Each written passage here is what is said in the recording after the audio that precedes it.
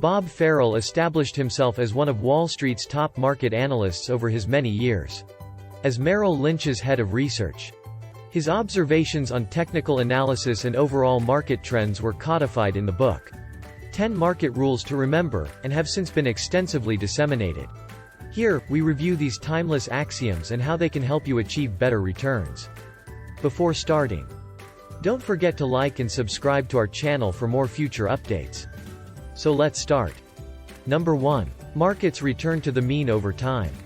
Markets eventually return to more sensible, long-term valuation levels, regardless of whether they encounter extreme optimism or pessimism. Reversion typically returns the market to a former state, in accordance with this idea.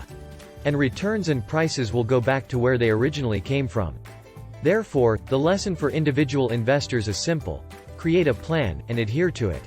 Use your best judgment and attempt to balance the importance of everything else that is happening in your immediate environment. Don't let the everyday commotion and turbulence of the market overwhelm you. Number 2. Excess leads to an opposite excess. When markets overreach, we may anticipate an overcorrection. Much like a car being driven erratically by a young person without expertise. An overcorrection might result in larger moves since a correction is defined as a change of more than 10% from an asset's peak price. Investors are given extremely fantastic buying opportunities during a market meltdown. However, they frequently overcorrect in either a downward or an upward direction. And trading can reach unimaginable heights. Aware investors will be cautious of this and will have the time and knowledge to take prudent measures to protect their cash. Number 3. Excesses are never permanent. Even the most successful investors have a propensity to think that their potential for profit is endless when things are going their way. Nothing lasts forever, especially in the financial sector, thus that statement is simply untrue. Don't count your chickens before they have all come home to roost. Whether you're riding market lows that give purchasing possibilities or soaring at highs so they may make money by selling. After all, as the first 2 principles show, markets revert to the mean, so you might need to act at some point. Number 4. Market corrections don't go sideways.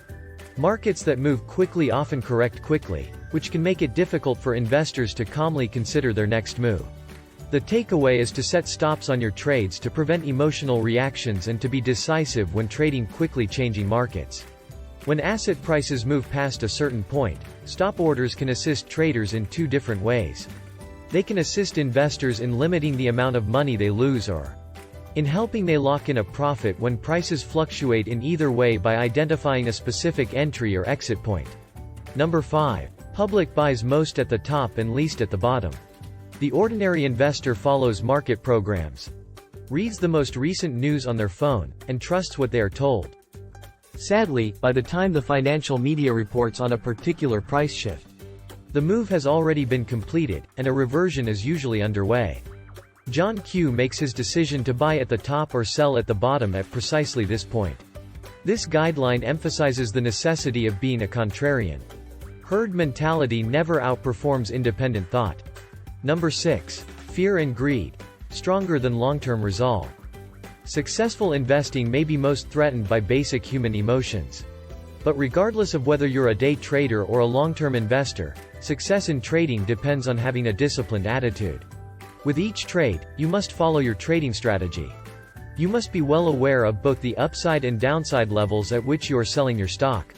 It is far harder to know when to exit a transaction than one is to know when to enter it. In the abstract, it's relatively simple to choose when to take a profit or cut losses. But when you're holding a security that's moving swiftly, fear and greed act quickly to distance you from reality and your money.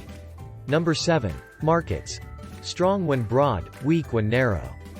While concentrating on popular index averages has many benefits, the underlying strength of the market as a whole determines the strength of a market move.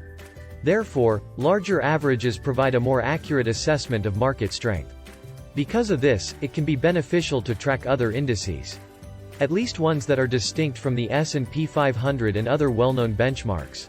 To better understand the health of any market movement, think about keeping an eye on the Wilshire 5000 index or a few of the Russell indices, the almost 4,000 American companies that are traded on an American market. and whose pricing is open to the public make up the Wilshire 5000 Index. Number 8. Bear markets have 3 stages. Both bull and bear market action exhibit the same patterns, according to market technicians. Usual bear pattern starts with a significant sell-off. Prices typically decline by 20% or more during a bad market. Bear markets frequently encompass whole indices. Weak or slowing economic activity is typically the cause of this type of market. Prices that spike swiftly before making a sharp drop to the downside again can attract investors to the market. These rallies, which can be the consequence of rumors and hype, are brief. Who are the fools, though? The investors, naturally. They are referred to as suckers because they might invest during brief price spikes, but lose money when asset values fall. The agonizing slog down to levels where values are more realistic and an overall depressed mood about investments prevails are the concluding stages of the bear market. Number 9. Be mindful of experts and forecasts. It's not magic, though. There are no more buyers once everyone who wants to purchase has done so.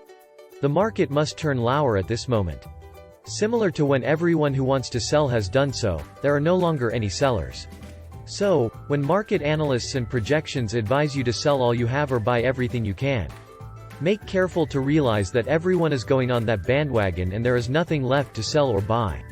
By the time you intervene, something else is probably going to occur. Number 10. Bull markets are more fun than bear markets.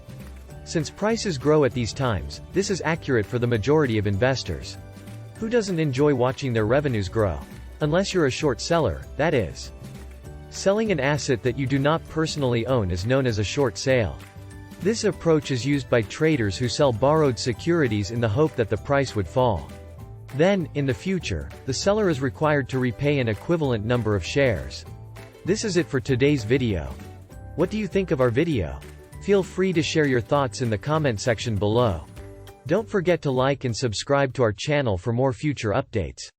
Thanks for watching.